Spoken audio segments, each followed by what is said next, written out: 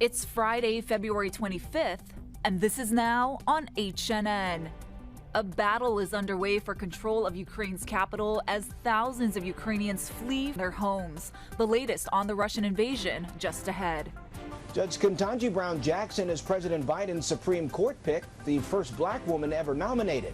I'm Skyler Henry at the White House with more on this historic selection.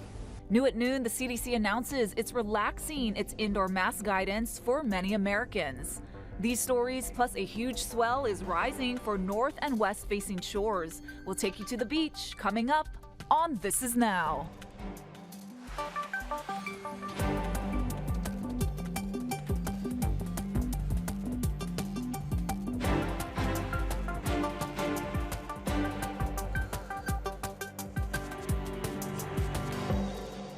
Well, happy Aloha Friday, everyone, and thank you for being with us in the H&N Digital Center. I'm Casey Lund alongside Ashley Nagaoka, just returned from Kauai after covering that devastating helicopter crash. And Ash, our top story today, the Russian troops bearing down on the capital city of Ukraine. That's right. Kyiv may soon fall to Vladimir Putin's forces, which are quickly advancing. And the invasion has fueled fears of a bigger war in Europe amid international efforts to make Russia stop. Richard Engel has the latest on the Ukraine crisis.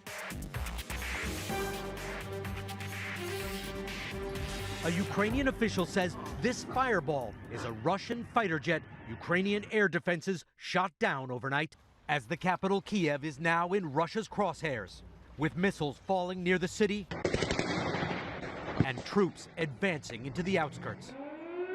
Some of Kiev's 3 million are running for cover this morning in old Soviet-era subways, among the deepest in the world, built decades ago to double as shelters against a potential American attack. I believe in my army, I believe in my people.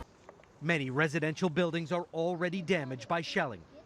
This man saying he's lucky to be alive after seeing an explosion and debris falling all around him.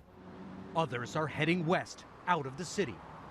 The New York Times posting this heart-wrenching video, allegedly showing newborn infants in the southern city of Dnipro moved from the ICU to a makeshift bomb shelter for protection against incoming missile strikes. President Zelensky, who says he's still in the capital with his top advisors and that Russia considers him its main target to kill, is rallying a resistance. In an early morning address saying, they say they do not want to target civilians. They are lies. The fight continues. Russia expects us to get tired, but we are not. Ukrainians claim to have destroyed Russian tanks with American-supplied missiles, shot down a Russian attack helicopter, and captured disorganized and confused Russian soldiers. Yesterday, Russian President Vladimir Putin said he has no intention to occupy Ukraine, although he clearly wants to see an end to its government. Not all Russians are with Putin. Thousands gathered in cities across Russia to oppose the invasion. But Russian troops continue their march through Ukraine. They've seized control of the still radioactive Chernobyl area, site of the world's worst nuclear disaster, raising fears of an ecological catastrophe. In Mariupol this morning, volunteers lined up to donate blood. All I can do is give blood for our soldiers. I can't. Putin may have hoped Ukraine would be a walkover. So far, the people are undeterred and holding strong. There are growing fears that the conflict in Ukraine could eventually lead to a refugee crisis across Europe. The UN estimates already more than 100,000 people have fled their homes. Many will seek safety across Ukraine's borders. Riley Carson reports from London. With lines of cars stretching for miles, many Ukrainians are fleeing Russia's invasion on foot instead, carrying bags, wheeling suitcases, shepherding their children. Mariana's husband stayed behind. All men must fight for the country, she says, for peace, to prevent attacks, for everything to be all right. Ukraine has restricted border access for men aged 18 to 60 in case they're needed to fight. Nearly 11,000 people have already crossed into Romania.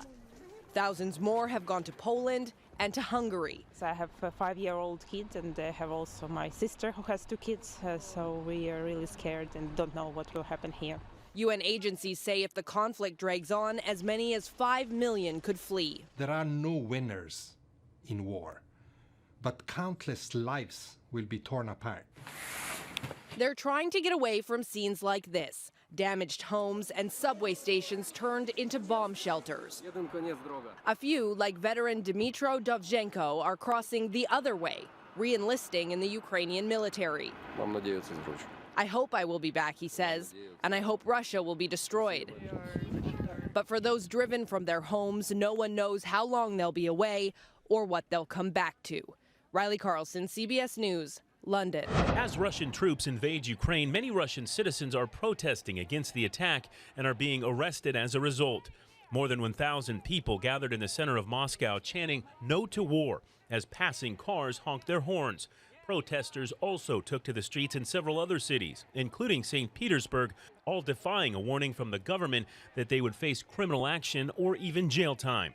Reuters reports police had detained about 1,700 people at rallies in 53 cities around Russia by 9:30 p.m. local time.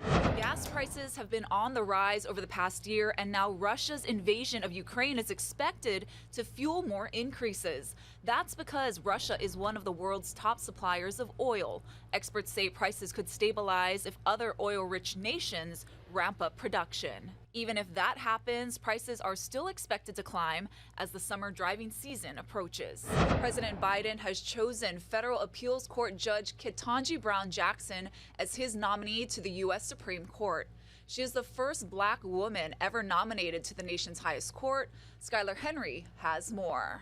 President Biden made history as he introduced his Supreme Court nominee, Judge Ketanji Brown Jackson, the first black woman chosen to serve on the nation's highest court. She strives to be fair, to get it right, to do justice. The 51-year-old appeals court judge is a Harvard Law School graduate who was a law clerk for Justice Stephen Breyer, the man she will now replace if confirmed.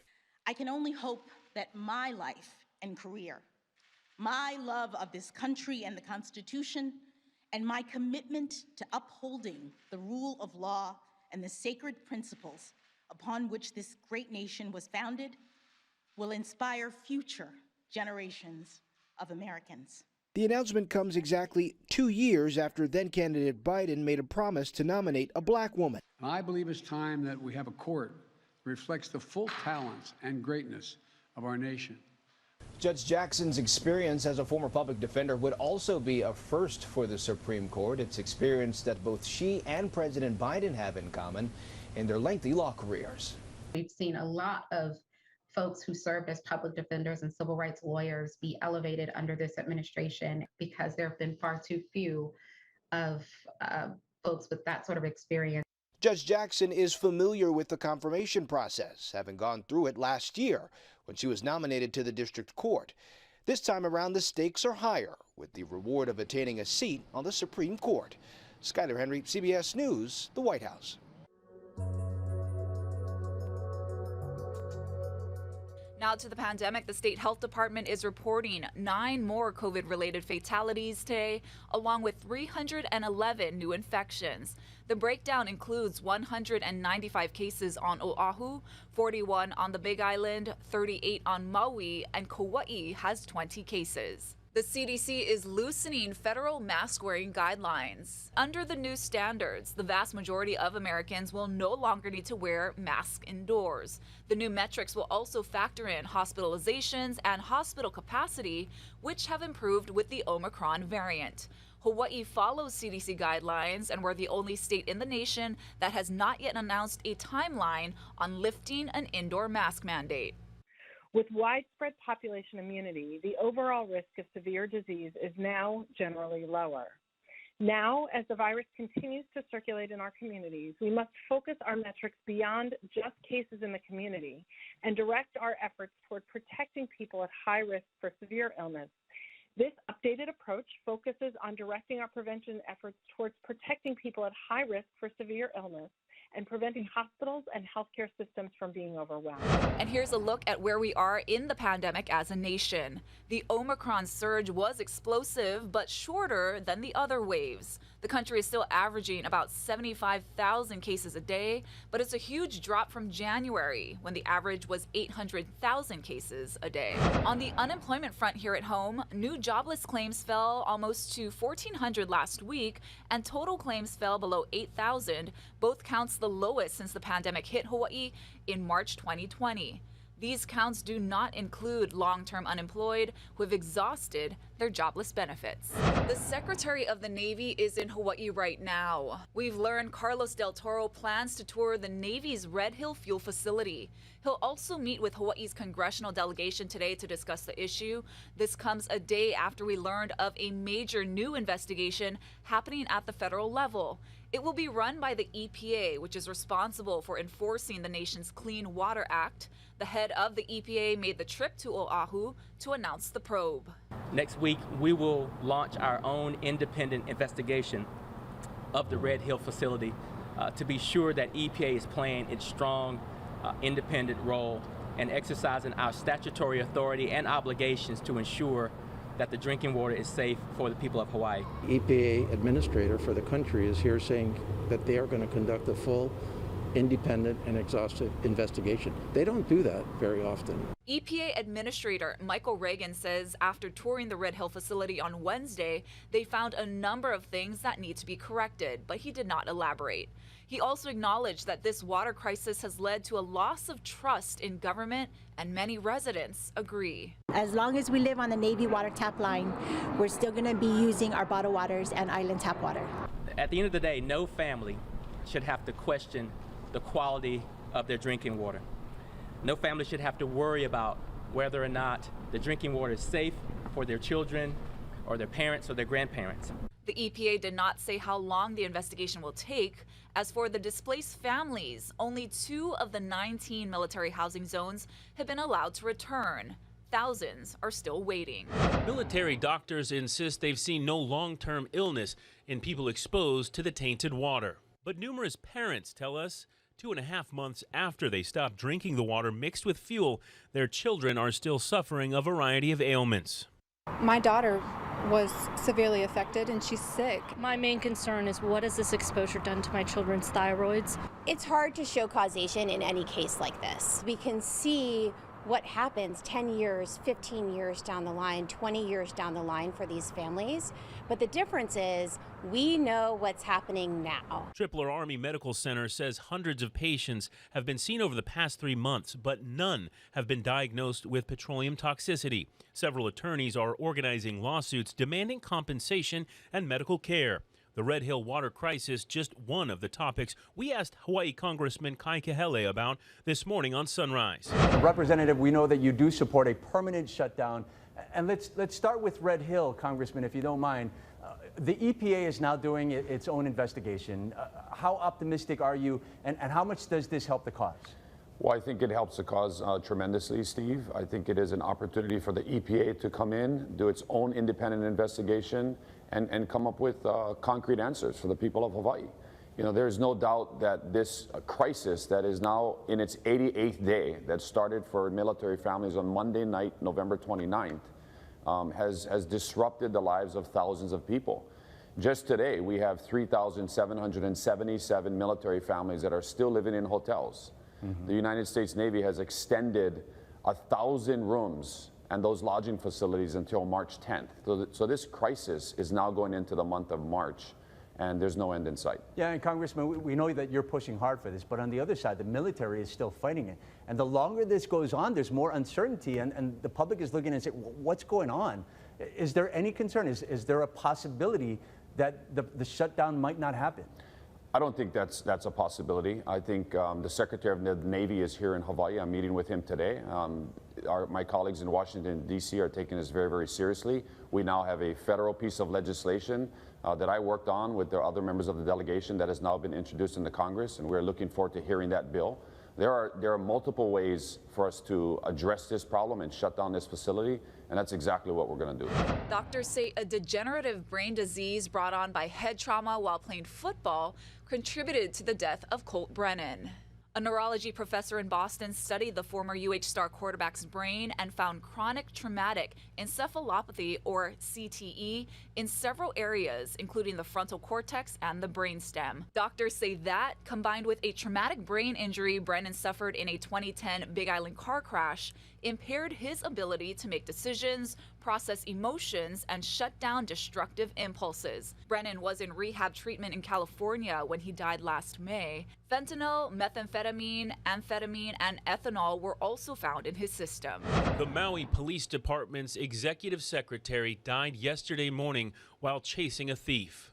55-year-old Terry Jones of Makawao worked for MPD for 32 years. The department says just before 5 yesterday morning, she was driving after a man who stole her purse when she lost control of her SUV and struck a tree along Kula Highway. Jones' children say she was dedicated to her job and was probably trying to help investigators. More than a wonderful employee, she was a wonderful person. Just very, very nice. I don't think anybody could say anything bad about Terry. And she'll be missed by all of us. The whole community is going to miss her. This woman was the matriarch, or the mom, if you will, of this department. Everyone knew Terry. Everyone loved Terry. She would do anything for anyone.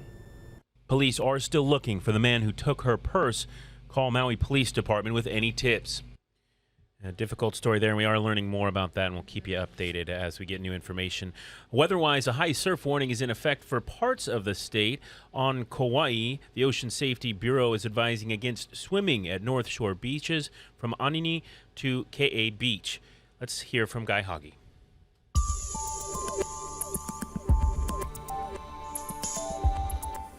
How's it on this Aloha Friday? We're looking at more beautiful weather today and for the weekend. Upstream moisture is minimal. There are some clouds riding in on the trade winds, and those clouds are embedded with just a few showers. You can see it's mostly dry out there, just a few minor splashes here and there. And whatever rain comes in, we'll be moving along at a good pace because we are expecting breezy trade winds again today. Wind still rather slow, but it's still early. So again, lots of sunshine, high temperatures running into the middle 80s, and the days are slowly getting longer. Sunset a little bit later at 6:33. Surf is huge today on a new swell. High surf warnings are posted for north and west shores. It's going to be big, dangerous, and many spots will be just washed out and unrideable. The outer reef spots will likely be working. South shores might get a little bit of a rap because this is a very westerly swell. So those nice breezy trade winds will hold firm through tomorrow. Lighter winds on Sunday. In fact, we lose the winds for a brief time on Wednesday. And as Guy said, we are expecting some dangerous surf, especially for the north and west facing shores. And that's where we find our Billy V to give us a look at the waves from this morning. Thank you very much. As we are down here on the North Shore, the high surf warning is in effect for the north and west facing shores from Niihau all the way to Molokai, North Shore of Maui, west side of Hawaii Island. So that means dangerous, life-threatening surf. Let's go ahead and take a look at the surf heights as we take a look at the waters right now and kind of give you an idea of the waters. It's mostly breaking in the outer reefs. And Ryan, if you're going a little bit more to the right side, you can see all those waves that are coming in. National Weather Service says North Shore 25 to 35 feet today. The west side wrap around 20 to 25. So once again, some significant numbers. And then as we take a look at Hawaii Island real quickly, we'll take a look on the west side. And those are expected to be 8 to 12 feet. These wave heights will last today, tomorrow, and then, of course, they'll start to taper off after that. But once again, these are high waves that you want to be careful. You want to make sure water line, you can kind of see that behind me. We're up on the dry sand. Or check with lifeguards when you arrive, and they can tell you the best place to sit and to watch the waves. From the North Shore of Oahu, I'm Billy V for This Is Now. All right, let's see what the internet is talking about. Now, with businesses looking to survive in a post-pandemic world, more than 5,000 restaurants across the U.S. are turning to robots for help. That's right. Carrie Sanders is in Florida, where a robot bartender is capable of making more than 120 drinks in an hour. Well, let's see if they can keep up with me, Ash. As crowds emerge from the pandemic, meet the hospitality industry's newest hires, robots. Welcome to the South Beach Wine and Food Festival. Cecilia.ai mixes 17 different drinks, $120 an hour. Can you make a recommendation, Cecilia? Would you rather have your cocktail fruity, sour, classy? So this is like talking to a bartender. You're talking to a robotic bartender. Robotic bartenders started out a novelty, but now with so many service jobs still unfilled, robots of all sorts are rolling into the labor force. More than 5,000 U.S. restaurants use servi robots to bring food to the table and take dirty dishes back to the kitchen. At Hawks Cay Resort in the Florida Keys, the robot cut in half the waitstaff shuffle. Servers had been walking up to 6 miles a shift. Instead of them walking back to the kitchen to get the food is coming to them via the robot. Also coming soon to the U.S., robot pizza makers like the ones in Paris. It kneads the dough, prepares the pie, cooks, cuts, and boxes the pizza. How does the pizza taste? We can make up to 80 pizza per hour. It's one pizza every 47 seconds, and it tastes very good. Florida International University hospitality professor Brian Connor says this is unusual, but just now. By 2026, this will be fully embraced. What about jobs lost to robots? In the 1980s, auto workers had the same worry. From the automotive industry experience, should folks here be worried about jobs? This is just another one of the industrial revolutions. The net jobs at the end of the day end up being relatively flat. But unlike assembly line robots, Cecilia was given a personality, or at least it might seem like it. You won't fill the gap between the robot and the human. Cecilia can do more than 40 languages. 40? More than 40 languages. Mamma mia! Exactly.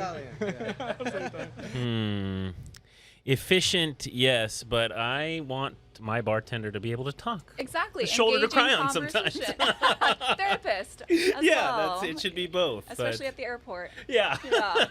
Yeah, when you got time to kill. Ash, you got something pretty cool to tell us about This in the world really of food. Awesome. That's right. So we all know Hawaii has some of the best food and chefs in the world, and the James Beard Foundation thinks so too. So a record 13 Hawaii chefs and restaurants are semifinalists for the 2022 James Beard Awards. So the award, which recognizes extraordinary culinary professionals in the U.S., is an extremely prestigious honor, and just being nominated is outstanding. Take a look at this list. I mean, lots of very recognizable names on there, as well as some, not so popular, not so places to check out. That's what's cool about these lists is you kind of get it's so diverse. Yeah, you get an idea of some other places to check out, and then the best chef as well, right? That's right. We have lots of best chefs nominations. I mean, Ethel's Grill. That's a little small restaurant here nearby us, and for them to make the list is fantastic. Very cool. How about we talk a little bit of good news now, right. Ash? Let's go.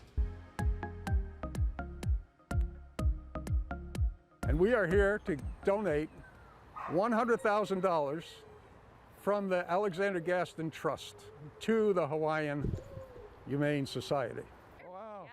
Yeah, so the Hawaiian Humane Society got this big check from a man who loved animals. The money came from the trust of the late Alexander Sandy Gaston, who died in late August. He had 3 cats, including one he adopted from the Humane Society. Now, the Vietnam veteran also spent decades volunteering and raising money for Pearl Harbor. So this was completely unexpected, and we are so grateful to receive this incredible check. It really is going to help allow us to do more for our community. So we're really grateful for that. Very cool. And speaking of what they are able to support with the Hawaiian Humane Society, adoptions like this one. Hey! Oh. There's Stanley. Yeah, Ashley's. any reason to show Stanley, we'll do it. Thank you, Hawaiian Humane Society, for my fur baby. We love him. And thank you so much